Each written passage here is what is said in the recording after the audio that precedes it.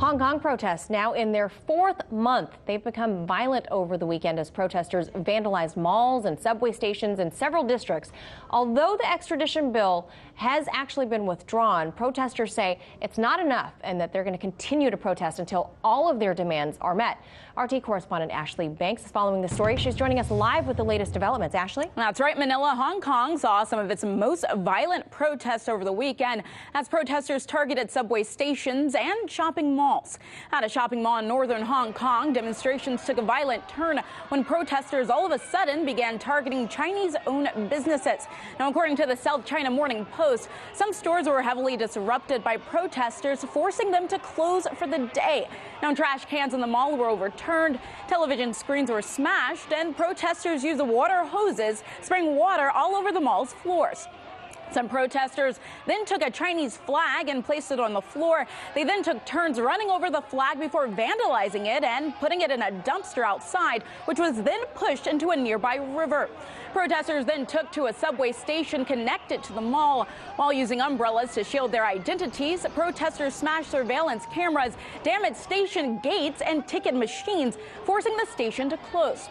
Law enforcement showed up to the station and fired tear gas and rubber bullets as protesters set fire to barricades and threw gas bombs. Similar incidents took place at malls and subway stations in 3 other districts. Now, there were several attacks on bystanders, and some protesters beat up a riot officer with his own weapon. Hong Kong's police chief superintendent says that excessive force may be required as these protests continue. In another incident, tens of rioters attacked one of our officers with hard objects, hiking sticks, and umbrellas. One even attempted to grab his service revolver.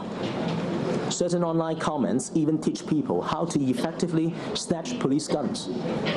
Can you imagine the consequence if a loaded firearm fell into the hands of these rioters? In any case, our officers are justified in using appropriate force to contain the situation.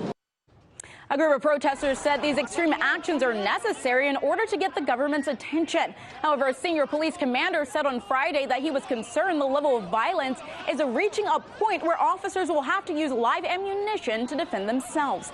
These protests started in June over an extradition bill that would have allowed criminal suspects to be sent to mainland China.